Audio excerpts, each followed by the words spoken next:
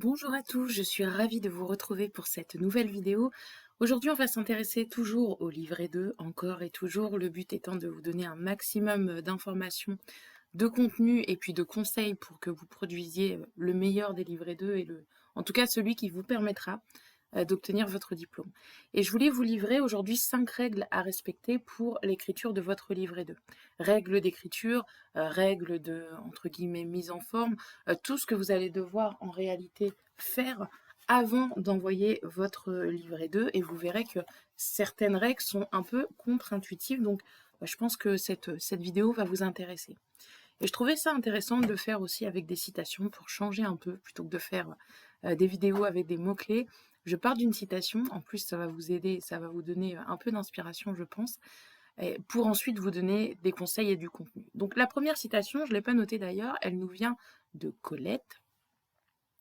Il faut, avec les mots de tout le monde, écrire comme personne. Donc c'était une auteure pour le coup. Ça veut dire quoi? Ça veut dire que évidemment pour votre livret 2, à travers votre livret 2, et pour reprendre évidemment cette belle citation, vous allez devoir utiliser les mots communs à tous pour expliquer votre quotidien à vous. C'est-à-dire trouver les mots qui sont, je dirais, que tout le monde utilise dans la vie quotidienne, mais qui vont trouver un sens pour décrire ce que va représenter une situation professionnelle pour vous, vos missions, vos activités, et livrer également une analyse.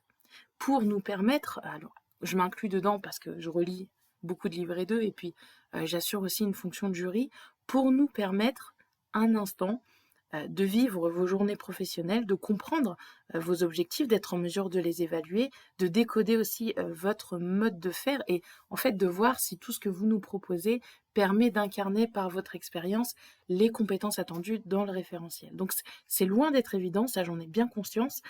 Peu de candidats d'ailleurs réussissent à être impactants, singuliers, captivants et authentiques jusqu'à la fin du livret 2. C'est vraiment une performance à réaliser.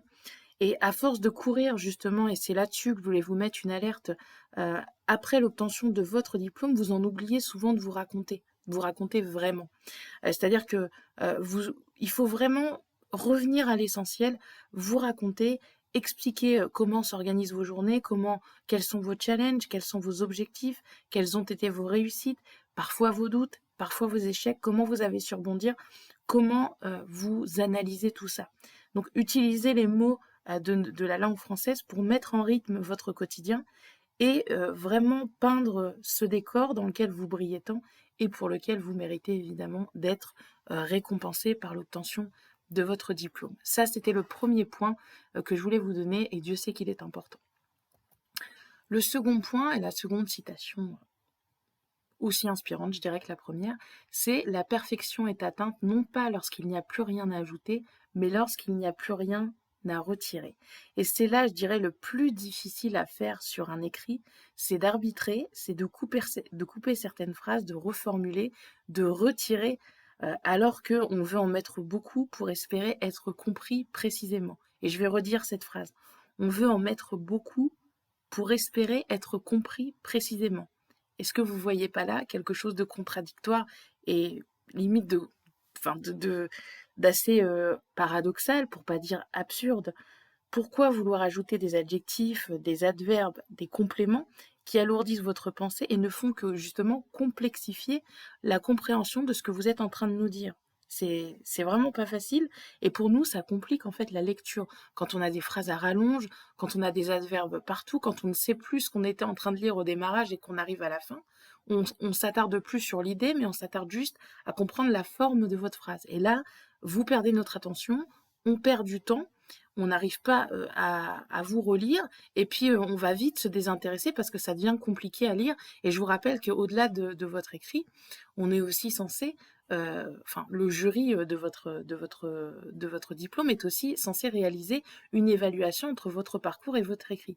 Donc il faut vraiment favoriser et être facilitateur dans l'écriture de votre rédaction, de votre livret 2, être facilitateur dans l'écriture, dans ce que vous proposez pour que nous, on puisse le digérer rapidement, le comprendre, l'intégrer et être en mesure de l'évaluer. Ok?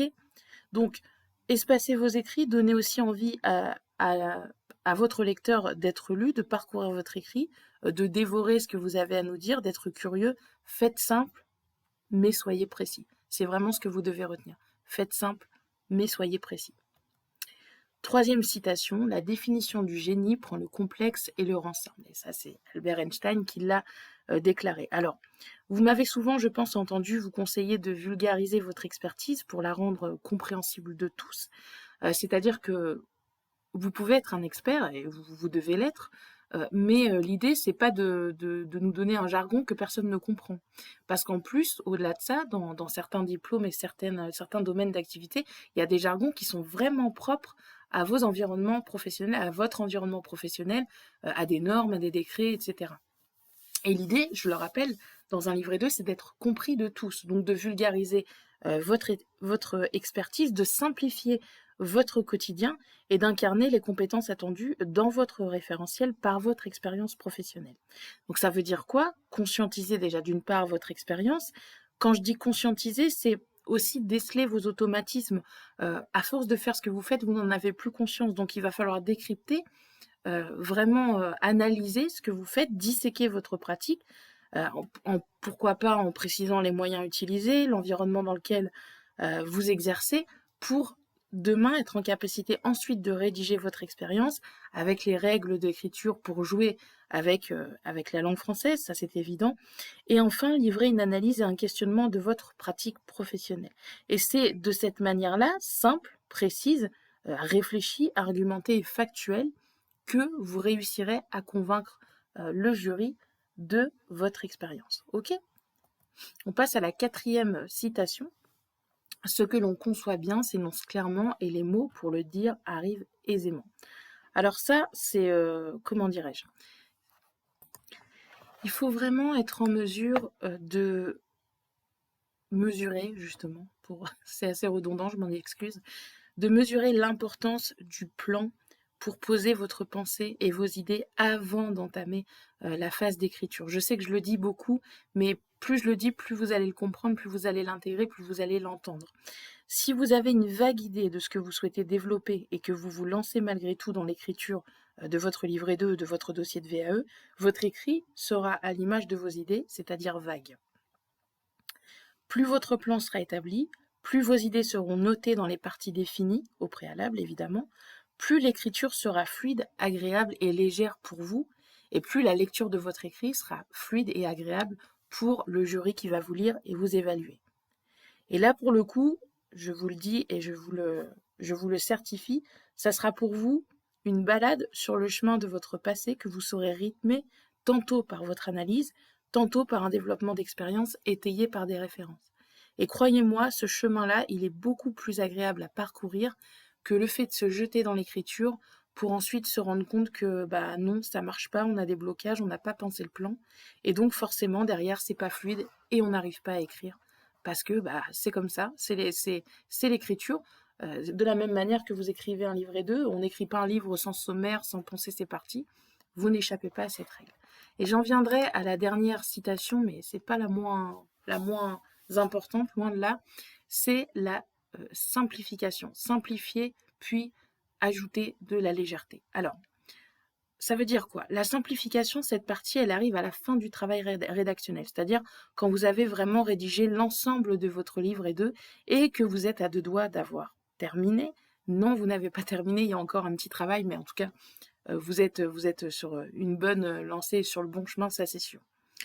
Donc, la simplification de votre écrit et sa reprise, elle arrive, je le disais, lorsque l'ensemble de votre écrit est rédigé et quand vous entamez une relecture complète de votre écrit. Et durant cette relecture, vous allez effacer certaines parties. Alors, forcément, je le disais auparavant, c'est dur, mais c'est l'enjeu et c'est le jeu de l'écriture. Vous allez devoir arbitrer, certains passages vont être de la redite, donc ce ne sera pas utile, vous allez vraiment étirer votre écrit pour rien du tout, donc c'est pas utile.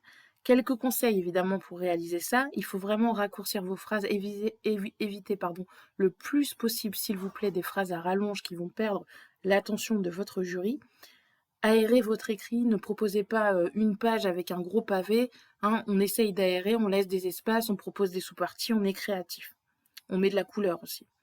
Simplifier et vulgariser les mots employés, j'en parlais tout à l'heure mais pas de jargon technique. Et si quelquefois vous voulez proposer des abréviations, c'est possible, mais dans ces cas-là, vous proposez en amont de votre livret 2 un glossaire pour vraiment définir toutes ces abréviations. OK?